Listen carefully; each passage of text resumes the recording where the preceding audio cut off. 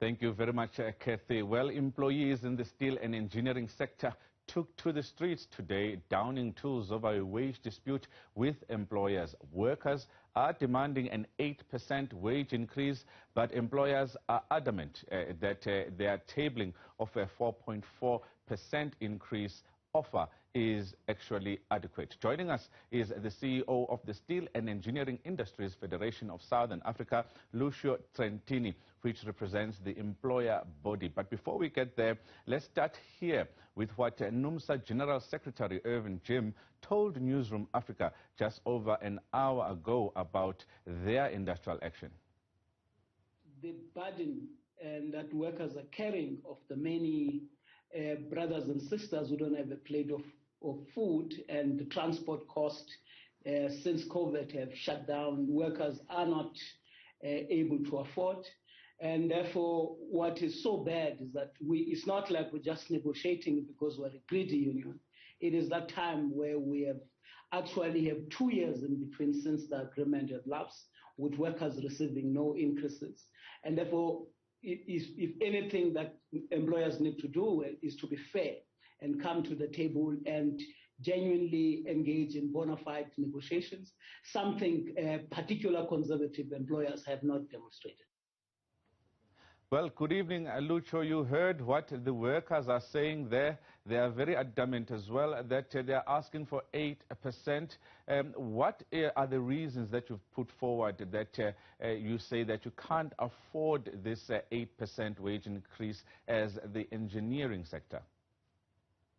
Okay, so I think we just need a little bit of context. Seifsa, which represents 18 employer associations, represents approximately 170,000 employees in the sector, which is about 57% of all blue-collar workers in the metals and engineering industry. There are 3 other employer bodies who are also in negotiations with NUMSA and the other 4 trade unions, CEO, NIASA and Seifsa. And it would be interesting for you to get their opinions, but I can confirm that the offer made by the 18 Seifsa-affiliated organizations does amount to a 4.4% increase to the current entry-level rates into the industry. And to put that in perspective, in this sector, in the metal sector, the entry-level rate into the sector is 49.55 per hour. And if you add on all these statutory benefits and social security benefits, you get to a package for an entry-level worker at rate H, which is our general labourer, of 12,500 rand. And that's before the proposed increases in year 1 and an additional guaranteed increase above inflation in year 2 and year 3. We have put forward a 3-year model, as I've indicated, linked to inflation in year 2 and year 3, with a guaranteed cost of living adjustment in both years 2 and years 3. And year 1 is 4.4%, which is significantly better, far, far better than anything else that is on the table. I understand where Mr. Jeremy is coming from. Workers, yes, did take a bit of a knock last year in agreeing to postpone negotiations from last year to this year. But at the same time, many, many employers have also been struggling with the realities of the so-called new normal. We've lost over 25,000 jobs in this sector. And our members are working around the clock to try and keep the jobs that we do have secured and preserved for the next couple of years going into the future. An 8% increase is simply not doable. That's double the rate of the current inflation. And on our rates of pay, that would put many, many an employer out of existence. Just to put it in context, the government's national minimum wage is 21.69 Rand an hour, which equates to a monthly package of 4,500 Rand a month. You know, we 3 times that, and we have no ethical, moral, or economic reasons why we should not be standing and defending what is a fair offer for our employees in the sector. It's regrettable that it's got to the stage where we have a strike in the sector, which is in no one's best interest. It's going to unfortunately lead to the potential of further job losses in a sector that is employing just over 200,000 blue-collar workers. And 30 years ago, when I joined this industry, the sector was employing over 500,000 blue-collar workers. So jobs are scarce in this industry, and we need to look after them. We do understand that the advent of strike action is not something that we haven't had to deal with before. The last time we had a strike in the sector was in 2014. we certainly don't want 2014 to repeat itself in 2021. And we will be reaching out, and we have reached out to our colleagues in the union movement, and in particular NUMSA, to urgently come to the table and let's sit down and let's see where we can help one another to put the interests of this industry before the interests of individuals, organizations, or employers. At the end of the day, we're all in this together. And if this industry fails, not only do we let ourselves down, but the sectors that are reliant on this industry, like the auto, motor, tire, mining, and construction sector, also feel the effects of an industry that has failed.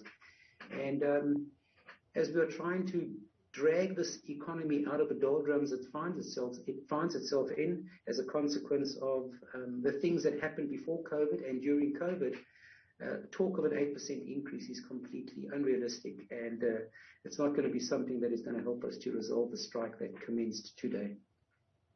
Lucio, your members are certainly counting the losses of today's industrial action, and as we heard from NUMSA, there is an indefinite strike in action here.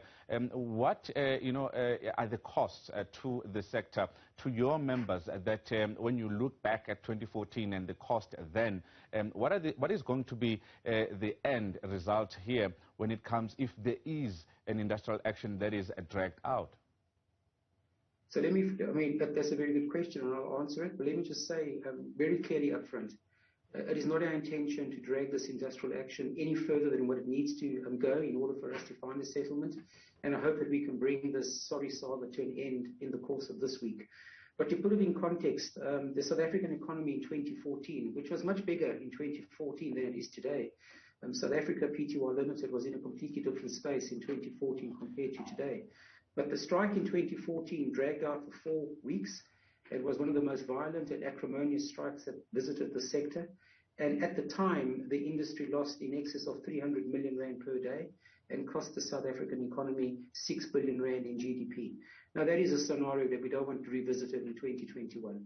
This industry cannot afford it. This economy cannot afford it.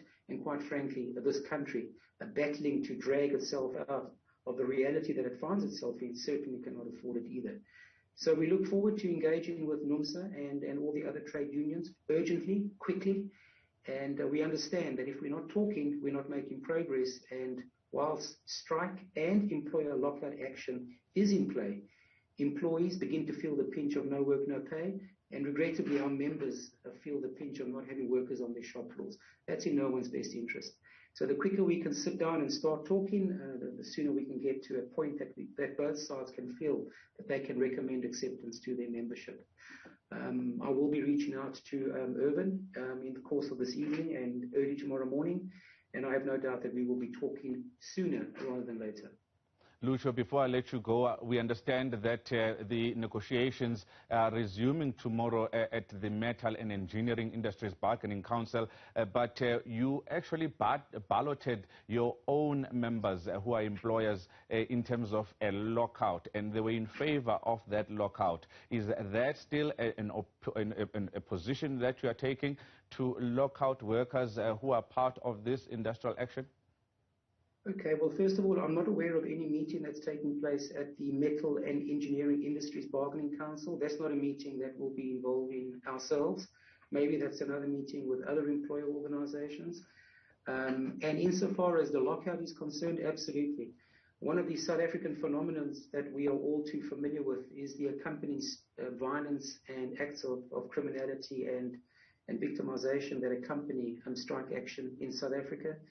And many an employer will reserve and revert to the option of locking striking employees out and off their premises in order to safeguard their plant and equipment, and to also protect the many workers in this industry who do want to work and who do want to be able to continue to be breadwinners for their families. As I indicated, we have 200,000 blue-collar workers in this industry, half of which belong to the trade union movement, and the other half of which, quite frankly, and would be quite happy to accept the offer that's on the table, but unfortunately they're not members of the union that is out on strike, and it will be our challenge to look at where we can make the sort of moves that will move us closer to an agreement. And as I've indicated at the outset, the sooner we can do that, the better that will be for everyone concerned. Lucio Trentini, the CEO of the Steel and Engineering Industries Federation of Southern Africa, thank you very, very much for your time.